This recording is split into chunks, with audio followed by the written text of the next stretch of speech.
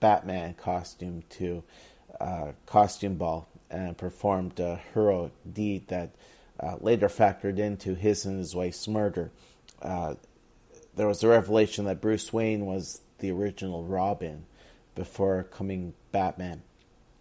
Over in the super titles, every few months you had a new shade of kryptonite with a whole set of consequences for that new shade of kryptonite. You had more Kryptonian survivors, Crypto, Supergirl, the Phantom Zoners. These were all things that were done to make those characters seem fresh.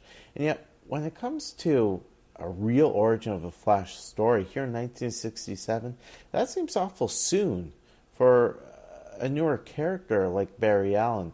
And so I'm sure for some readers at the time, some of them said, really? Really? Do we need that? And there were some who probably said, you know what, maybe this is a bit of a cash grab here on the part of DC, just trying to hook in new readers.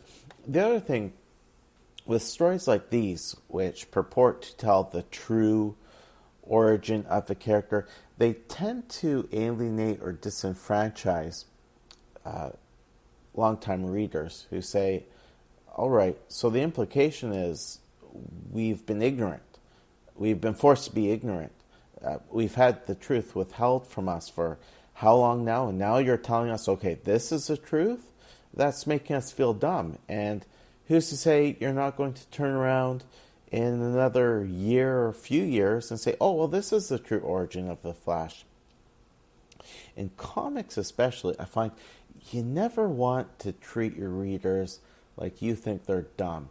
I know if I was a comics creator, my first priority would be writing stories in a way that my readers knew that I saw them as intelligent people who deserved to know, in comic terms, storyline terms, the truth. It's just like in hockey when Fox tried putting in the glowing hockey puck for the sake of getting in new viewers who they felt weren't intelligent enough to follow the quick movement of the puck. Same here with comics. Even for new readers, you don't want to make them feel like they're going to be duped sometime in the future. In fact, in doing some online reading about this issue, I found that there were a number of people who were rather perturbed with this issue because they said, you know, Barry Allen's origin, not only is it iconic, it's just beautiful in its simplicity. Hardworking police scientist in his lab gets hit by a freak bolt of lightning. The lightning causes a random collection of chemicals to be spilled all over his body. A combination of lightning strike and the chemical splash gives him these incredible speed powers. Just leave it. You don't need to add any other explanation. You don't need to say where the lightning came from. Although Mark Waid did a really nice job when he was writing, I want to say it was JLA Year 1, or JLA Incarnations, and he explained that when Barry eventually died in Crisis on Infinite Earths, his physical being turned into the lightning bolt, which was then sent back in time and struck his younger self, causing him to become the Flash, causing any temporal causality loop. Most fans were good with that, but let me get into the story and you'll see why this is so difficult. So we get an interesting splash page where the Flash is shaking or scratching his head, looking at this rather impish, unkempt being, and readers are told, okay, this time we're going to reveal the real origin of the Flash. And this impish being apologizes to the Flash and says that he is obliged to deprive the Flash of his super speed because he received it as a result of a horrible mistake. So, late one night at the Central City waterfront, the Flash comes upon a group of diamond smugglers. Specifically, they're smuggling the Heart diamonds.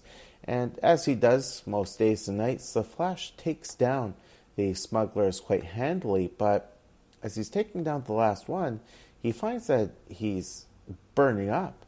He's actually about to spontaneously combust. We see flames coming off of him, and he's saying, my protective aura, the one that guards me from the friction caused by super speed, it's gone. What's happening?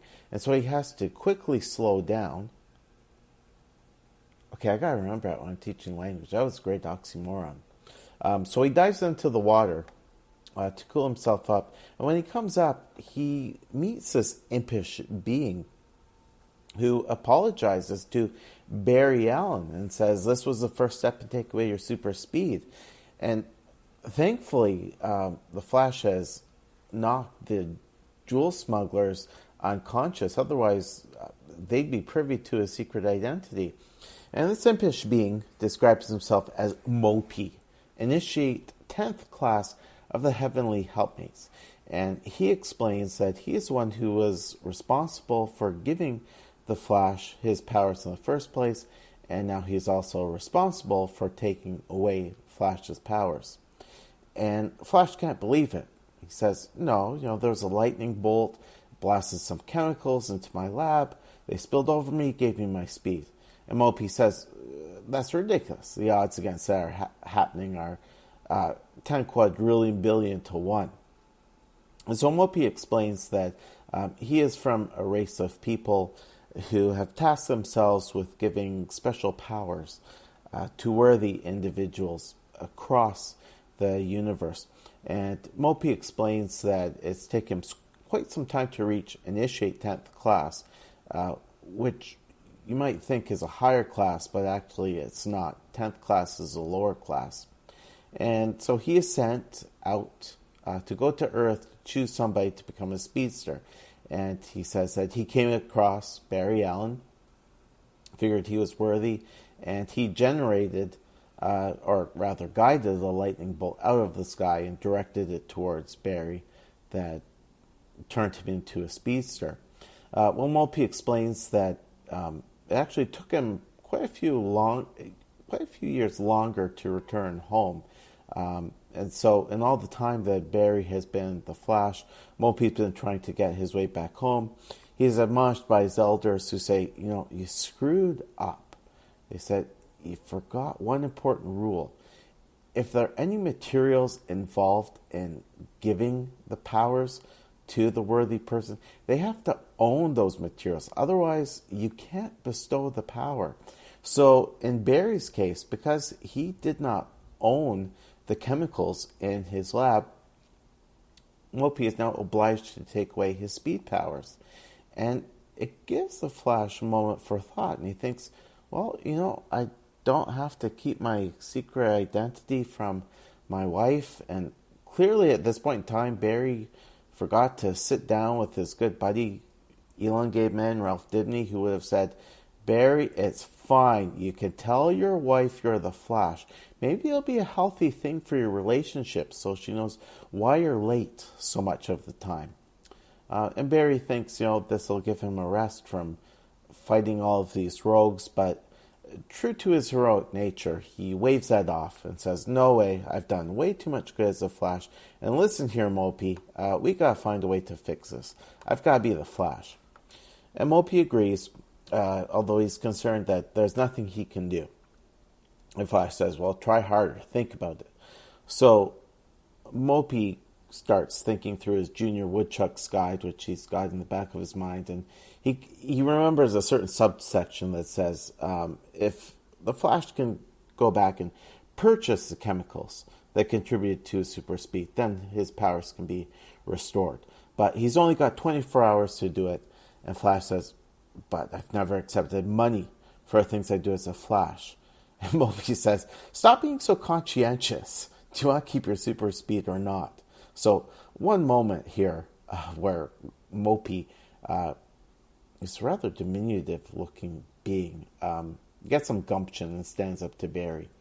And somehow, I guess using the remainder of what he has in terms of his speed, Barry quickly calculates that he'll need exactly $94.36 to buy the chemicals in his lab.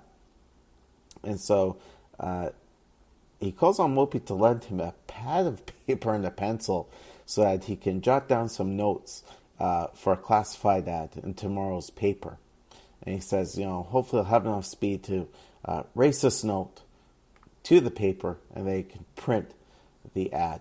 And Mopey takes a look over it and says, well, there's one more detail, something that'll get the people to really sympathize with the Flash and, make sure that, people respond to this ad that the Flash is putting in the paper. So we see it the next day in the paper where it says, for hire, one unemployed superhero available night and day, must begin immediately, have wife to support. And that was Mopey's edition, have wife to support.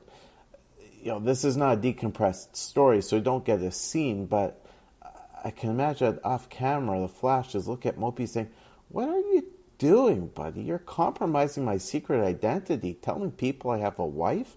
That kind of narrows the pool down if people are trying to find out who I am.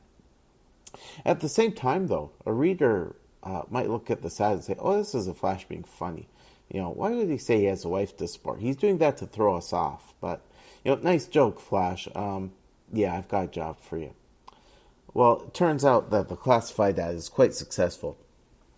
And the Flash gets a mound of responses, offers of employment. And Flash says, I don't know how I'm going to do this. Even with my super speed, it's going to take several minutes to select a worthy cause. And Mopey says, I'll select the telegram. Apparently, the rule guide states that he has to choose the worthy telegram as well. And he just comes across this one from Peter Norman, plastics manufacturer, and he says, Mr. Norman needs help with making hundreds of deliveries across the country. His deadline is today. And Flash says, well, that's fitting because I have the same deadline. So, okay, I'm off to earn my chemicals. So in the plastics factory, Mr. Morgan says to Flash, hey, $94.36 is very fair, but Flash, I can pay you more. I feel bad about this. And Flash says, well, there's a reason why I'm taking payment for this job. Normally I wouldn't do it, but let's get to work. So Mr. Norman gives Flash all of these boxes, which he zips all across the country. And as he gets to the last package, again, Flash's aura is slipping and he's burning up again. And Mopey catches up and helps Flash put out the flames. But they notice that while the package, the box is burning up, the contents inside aren't. It turns out there are diamonds inside the box. So it turns out that the jewel smugglers, who the Flash failed to properly round up and haul off to jail, they got away. And once they recovered, they said, okay, well, we've got to grab up all of the jewels and we have to store them in this plastics factory here. I originally thought that Mr. Norman was part of this smuggling ring, but I think he's an unwilling or an unknowing accomplice in this. But in any event, Flash goes back to the plastics factory where he finds the jewel smugglers, and he takes them all down. One of them fires a bullet on him, and normally that's nothing for Flash. He can vibrate at super speed and a bullet will pass through him, but he's thinking, if the aura is gone, I'm going to fly apart. Fortunately, he's able to hold it together. I'm thinking that it's through pure will at this point, and he's okay. And Mopey steps in and helps the Flash take down the crooks once and for all. And so evening comes, and the Flash buys the necessary chemicals with his hard-earned money. Mopey recreates the accident that gave Barry Allen his speed in the first place. Again, this is in the Silver Age, so going back to showcase number 4, I know that Barry Allen's accident and transformation into Flash weren't shown to be quite so painful as how it was portrayed on the CW